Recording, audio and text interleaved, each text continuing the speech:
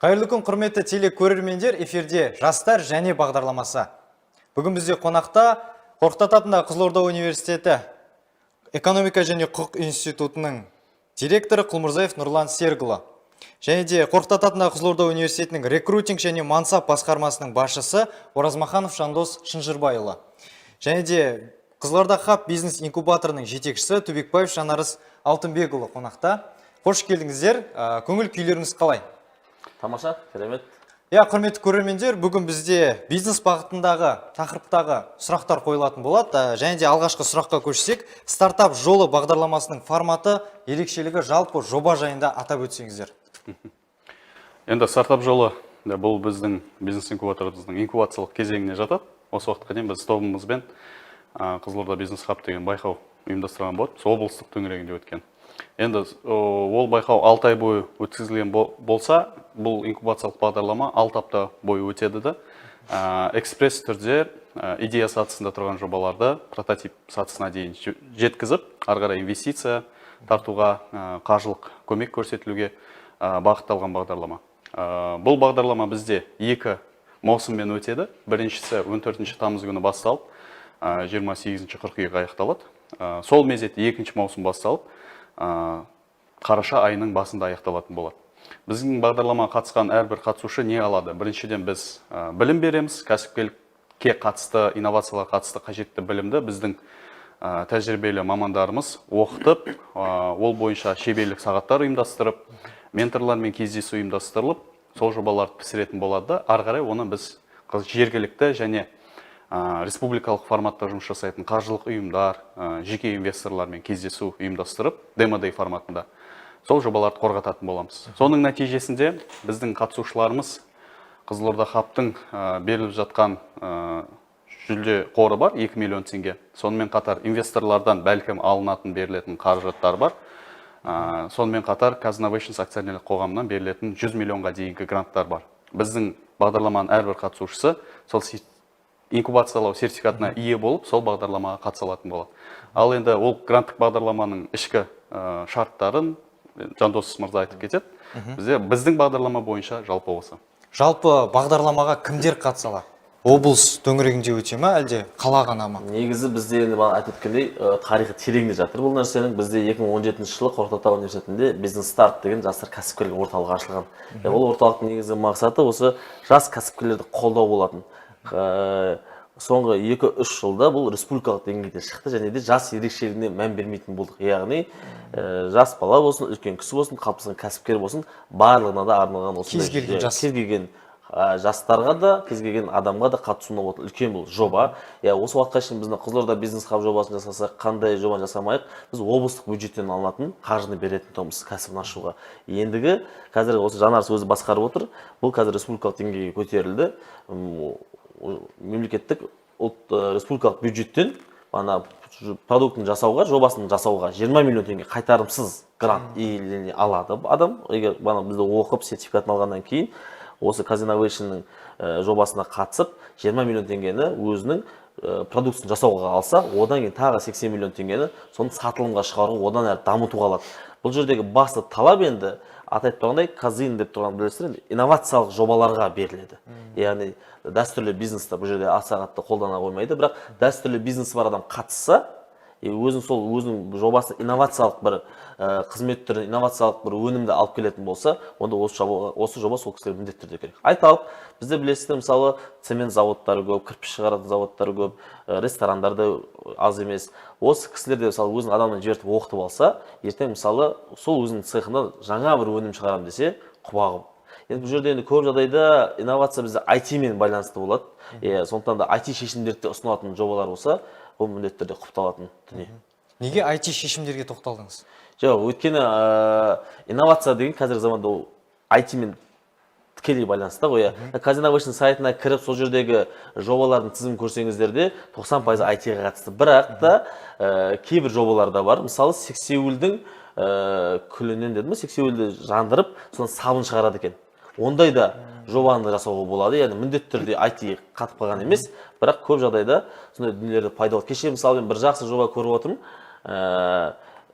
Бұл енді қаржылық жоба екен, финансовый проект. Бұл жерде яғни сіз айлығыңызды күнделікті көріп отырасыз приложение арқылы. Қанша бүгін мысалы жұмыс жасадыңыз ба, айлығыңызды көресіз. Ақша керек кезде соны шығарып алуға болады екен, карточкаңызға аударып алуға. Мысалы сіз қазір айталық 30 күннің 10 күнін істедіңіз, 3/1 бөлігін алып жасадыңыз, шотыңызда ақша түсіп тұр. Сол ақшаны аванс алдында өтініш жазбай-ақ керек кезде шығарып алуға да болатын осындай неше түрлі инновациялық өнімдерді жасап жатыр. Яғни осындай креативті ойлайтын жастарды, кәсіпкерлерді біз осы неге қатысуға шақырамыз. Жалпы енді осы жоба туралы ақпаратты қайдан алады? Арнайы сайт, немесе телефон, сілтемелер бар ма? Стартап жолы инкубациялық кезең бойынша да, гранттық бағдарламалар бойынша да, сонымен басқа да кәсіпкерлікке, инновацияларға мүмкіндік беретін бағдарламалар бойынша бүкіл ақпарат біздің әлеуметтік желілердегі парақшамыздан, сонымен қатар сайтымыздан шығады. www.қызылордахаб.kz сайтынан осы бағдарламамен танысып өтінім тастасаңыз болады, және де Instagram, Telegram парақшасында Қызылорда Хаб деген парақшаға кіріп танысып шықса болады кез келген жас. Ендігі сауал, осы жобадан қандай нәтиже күтесіздер? Жалпы қалай өтеді деп ойлайсыздар бұл? Жалпы бізде қазіргі таңда Қазақстанда болсын, Қызылордада болсын, негізі біз ойлаймыз көп жағдайда, ой, бізде Қазақстанда не шығады деп бір ойлаймыз да. Бірақ осы біздің тәжірибемізге сүйенетін болсақ, осы соңғы 5 жылдан келе жатқан біздің тәжірибемізге сүйенетін болсақ, көптеген жақсы идеясы бар бізде адамдарымыз бар. Тек кейде қолдау таба алмай қалып жатады. Қолдау дегеннің өзінде өзінің идеясын бұл өмірге әкелу, жаңа прототип жасаудың өзінде белгілі бір қаржы тұрады. Бұл бүгінгі беріліп жатқан қаржы сондай қаржы, яғни өзіңіздің арманыңызды іске асырып көруге арналған қаржылар. Егер бұл қаржы дұрыс игеріліп, сіздің прототипіңіз жақсы шығатын болса, тіптен жақсы. Өйткені ең бірінші бұл жобаның негізгі мақсаты Made in Kazakhstan, яғни Қазақстанда жасалған өнімдерді бізге паш етіп шығару. Біз енді бұл бойынша тек қана өзімізбен ғана интернет қана жариялап қана қоймаймыз. Бүгінгі таңда осымен жұмыс істеп жүрген бізде кәсіпкерлік басқармасы бар, бізде атамекен бар, әртүрлі осы жастар ресурстық орталығы бар, барлық ұйымдармен сөйлесіп хабарлама беріле отырып, әрқайсысына да әрбір мекемеге барып осындай көмек сұрап жүрген адамдар бар. Солардың барлығын жинаймызда осы оқыту жүргізіледі. Оқытудың кезінде бұл не? Бұл оқыту деген не нәрсе? Жай ғана мынандай жақсы екен, мынандай жақсы екен деп айта бермейміз. Бұл оқытудың кезінде осы біздің үміткерлерімізге планға қалай жазылады, финансовый модельдер қалай жазылады, және өзінің қазіргі таңда талап, инвесторлерге барған кезде талап қалай болады, сол туралы жалпы шаблондар беріледі. Және ең соңында осы 16 сабағы біткеннен кейін, 6 аптасы біткеннен кейін ол кісілерді кәдімгідей инвестордың алдына қорғауға шығарып, және мықтыларына осы гранттарды бөлінеді. Яғни бұл сабаққа қатысу міндетті. Өйткені қазір бізде бір минусымыз бізде мынандай бар да, кәсіпкерлеріміз менде сабаққа қатысып жүретін уақыт жоқ дейді. Бірақ біз арнайы ыңғайлап сол кісілерге арнап сабағымызды кешкі сағат 5 пен 7-нің ортасына қарай ыңғайлаймыз, жұмыс уақыттан тыс уақытта. Және де мынандай бір екі түрлі адамдар бар да, кейбір кәсіпкерлер шынымен уақыты жоқ сабаққа қатысуға. Біз осы кезде өзінің делдалдық қасиеті бар жастарды да осы проектке шақырамыз. Келіп оқысын. Өйткені бұл балдарда идея болмауы мүмкін, бірақ бұл балдарда құжатты жасай алатын, әдемілеп әрлей алатын таланты бар. Біз сол кәсіпкерлермен уже project менеджер балдарды бір-бірімен байланыстыра бастаймыз. Кез келген осы қызығушылық білдірген адамдарға біздің есігіміз ашық. Енді бұл жерде толықтыра өту керек. Бізді білесіздер, кәсіпкерлікті қолдау бойынша үкіметте де көптеген шаралар бар. Соның бірінің қайтарымсыз 2 миллион мен 5 миллион теңге аралығында гранттар да бар. Біз кеше осы облыс әкімдігіндегі кәсіпкерлік басқармасымен сөйлесу барысында айттық, осыған қатысам деушілерді бізді арқылы оқудан өтсе. Өйткені екеуінің талабы бір. Ол жерде инновациялық жобалар сұрайды, біз инновациялық дайындап оқытамыз. Ол ертең бізді оқыған адам ертең сол қайтарымсыз 5 миллионға да ойланбай қатысса, және оны алу мүмкіндігі артады. Өйткені сол саланы игерген болып, одан бөліп бана 20 миллион 80 миллионға да қатыса алатын мүмкіндік бар. Сондықтан да бұл мүмкіндікті қолданып қалу керек. Бір, бұл жерде айтып өткенде, оны стартап дегеніміз не дегеннен бастап, ішіндегі барлық ақпараттар тақырыпта толық ашылып қолданып береді. Одан бөлек менторлар болады. Менторлармен ол кісілер жеке әр жоба өздері тікелей жобаларын талқылап, соны толықтыратын болады. Топтық нелер болады, кәсіпкерлермен кездесулер болады. Яғни осындай біз 6 аптадан тұратын 2 рет оқыту үлкен жүреді. Енді сол үшін де осы облысты бір көтеріп алсақ, олдан түсетін ақшаның бәрі облыстың игілігіне, кәсіпкерлердің дамуына жақсы. Бұндай Казиновейшнның жобалары бұрыннан келе жатыр. бір өкініштісі тек қана Астана, Алматы ғана сол жақтың кәсіпкерлері Мегаполистерде қатысып жүрген. Сондықтан да осы өңірлерге де биылдан бастап ден қойылып бастап жатыр. Осы Қызылорда облысы бойынша осы біз үшеуміз бір команда бұл осыны қолға алып ұйымдастыру жұмыстарын жасап жатырмыз негізі. Ендігі Жаңа таңда оқытушылар жайлы айта кеттіңіздер. Оқытушыларда кімдер болады? Кімдер оқытады деген сияқты сұрақ пайда болды. Иә, оқытушылардан бізде қазіргі таңда осы жобаны жүзеге асыруға мүмкіндік беріп жатқан біздің серіктестеріміз бар. Оның бірі Атамекен ұлттық кәсіпкерлік палатасы, Қызылорда облысының филиалы, және де Қызылорда облысының ақпарат технологиялар орталығы. Сол ұйымдарда, сол мекемелерде кәсіпкерлік саласында жүрген біраздан бер тәжірибесі бар мамандар бар. Сол мамандар, бизнес-тренерлер, былай жеке кәсіпкерлер де осы бағдарламаның білім беру несінде кезеңінде болады. Тәжірибесі өте мол кісілер, жалпылама осы саланы жақсы білетін 16 бағыт бойынша сабақ береді. Және де ең кереметі бізде әр сенбі сайын жеке консультация кезеңдері болады. Яғни жеке әр жобаға бір ментордан тағайындалады да, әр аптаның сенбі күні сайын олар кездесіп, жобасын талқылап, қай жері шекі, қай жерін қосуғы болады, соның барлығын жасап береді.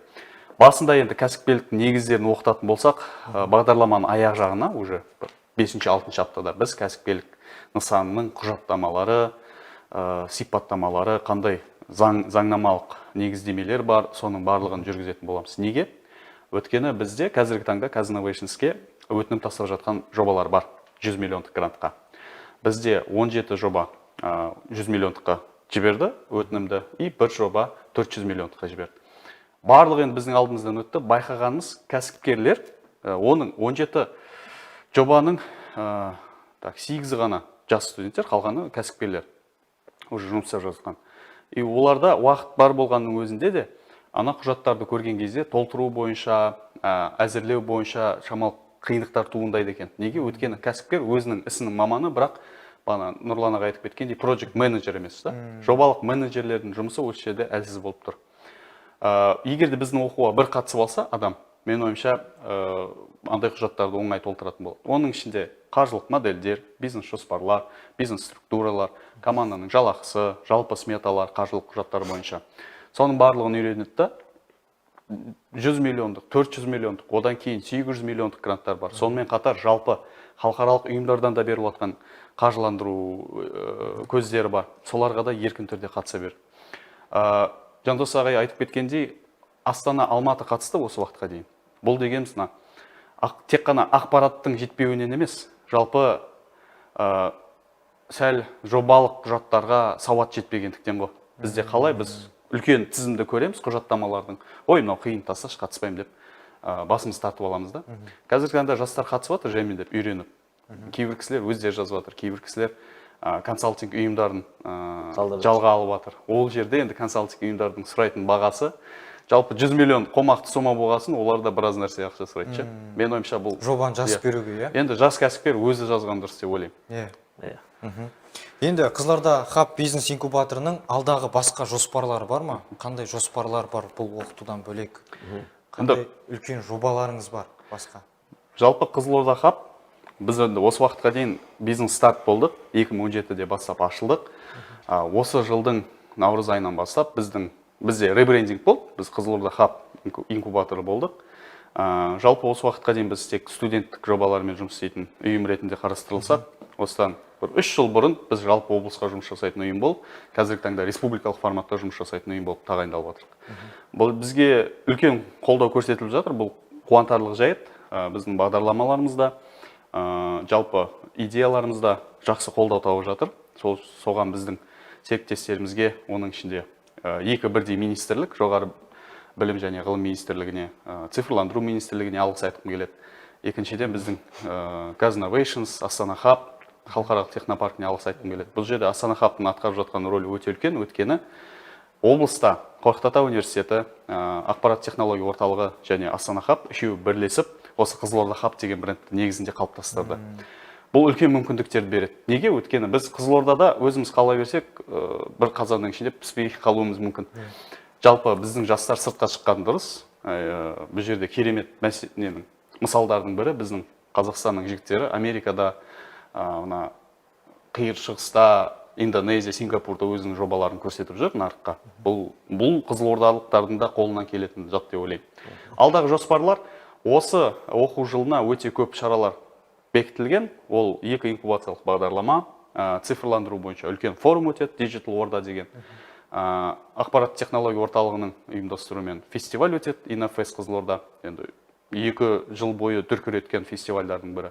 Хакатондар өтеді, біздің университеттің хакатоны өтеді, робототехникадан байқаулар өтеді, бағдарламалаудан байқаулар өтеді, талапкерлерге арналған байқаулар өтеді.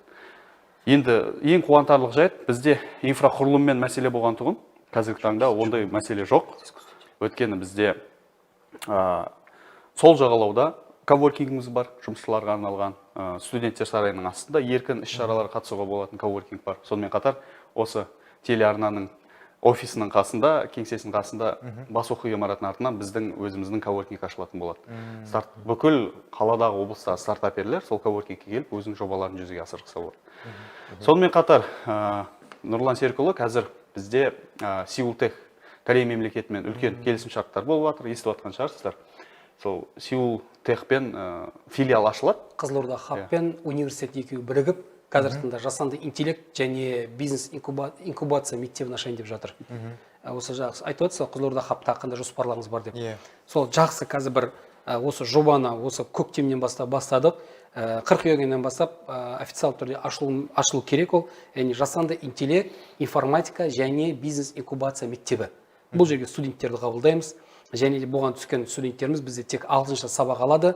Бұлар өздерінің IT мектеп бола отыра, жаңағы бірінші курс, екінші курс сияқты болады. Мектеп болғанда орта мектеп емес, жоғары мектеп. Сабақты оқи отыра, оларға бірден бірінші курстан бастап бұларға бизнес ойлар қалыптастыра бастайды. Яғни 3-ші курсқа келген кезде бұл бала өзінің өнімін сатып отыратын кәсіпкерге айналдыруға тырысып жатырмыз. Осы біздің жоспарларымызбен таныса отырып, тағы бір үлкен жаңалықтың бірі Қызылордаға үлкен Exchange School, Британия мемлекетінің үлкен бір Exchange School келе жатыр. Ол кісілерде осы біздің Қызылорда хаб ұйымының осы жетістіктерін, осы резюмесін көре отырып, ол кісілерде бізге осы жарты жыл біздің осы жұмысымызды көреді, сынайды, оларға біз есебімізді береміз. Жақсы болып жататын болса, келесі жылға мүмкін Қызылордада үлкен тағда кәсіпкерлік мектебі ашылуы мүмкін, официальный кәдімгідей. Енді ол Қазақстанда жоқ ондай мектеп. Ол Қызылорда Қазақстанның орталығы болып, және осы Қызылорданың мамандары Қазақстанға өзінің практикасын, өзінің тәжірибесін енгізіп пилотты түрде пилотты түрде бірінші Қазақстанда, Қызылордада бізде ашылу биылға. Сонымен қатар бізде Change School енді британдықтардың тәжірибесімен алмасып келе жатқан жайт. Бізде тағы да қуантарлық жайт, бізде Google корпорациясының өкілетті офис ашылып, біздің Қызылорда хабтың негізінде. Жалпы 2 ұйымы бар, біреу Google Developer Groups, екіншісі Google Student Clubs. Осы 2 ұйым біздің Google-дағы ресурстарды қолдануға мүмкіндік береді. Тоже қуантарлық жайт. Осы уақытқа дейін 2 шара өткіздік. Ертең 15 тамыз тағы да бір шарамыз болады республикалық мамандармен, айтишниктер үшін. Және де 3-4 қараша күні Digital Орда облыстық форумда, ақпарат технологиялар форумында Google DevFest өтеді. Google әзірлеушілер фестивалі деген. Соған бізде құдай қаласа шетелден, оның ішінде Индиядан спикерлер келеді. Индия, Пакистан, Польша, сосын Германиядан спикерлер келіп, біздің Қызылорданың жастарына сабақ беретін болады. Тегін түрде барлығы Google-дың тарапынан қамтамасыз етілген. Олар келіп, тәжірибемен алмасып, және де сол біздің шаралардың аясында өзін үздік танытқан оқуға деген ынтасы бар жастарға Google-дың барлық білім курстарына доступ ашылады. Тегін түрде Google-дың платформасында оқи алады курстарын. Және де Орта Азия және Монғолия бойынша үздік көрсеткен мүшелер, топтар, студенттер үшін Google-дың әлемдік офистарына тағылымдама мүмкіндігі беріледі. Яғни стажировка кетеді сол жаққа. Ол жерде ең қызығы Google стажировка алған кезде студенттерді бір қалаға алмайды екен. Бірінші Мумбайға жібереді, содан кейін Қытайға жібереді, Қытайдан кейін Европаға жібереді, Англияға жібереді, Лондондағы офисына. Бәлкім ақш-тағы офисқа да сол Калифорния штатында орналасқан. Сол жаққа да жіберу мүмкін. Бұл үлкен мүмкіндік, мен өте қуанам. Шетелдік тәжірибе, яғни Кореяның тәжірибесі, Британияның тәжірибесі, сонымен қатар жалпы әлемдік корпорация Google-дың тәжірибесі бізге келіп отқан қуантарлық. Қызылорда хаб жобасына әрі қарата сіздерге сәттілік тілеймін. Студияға келіп сұхбат беріп, осы жобаға қатысқандарыңызға үлкен алғысымыз шексіз. Алдағы уақытта сіздерден жемісті жұмыстарды күтетін боламыз. Құрметті көрермендер, осымен біздің жастар және бағдарламасы өз мәресіне жетті. Келесі кездескенше аман сау болыңыздар.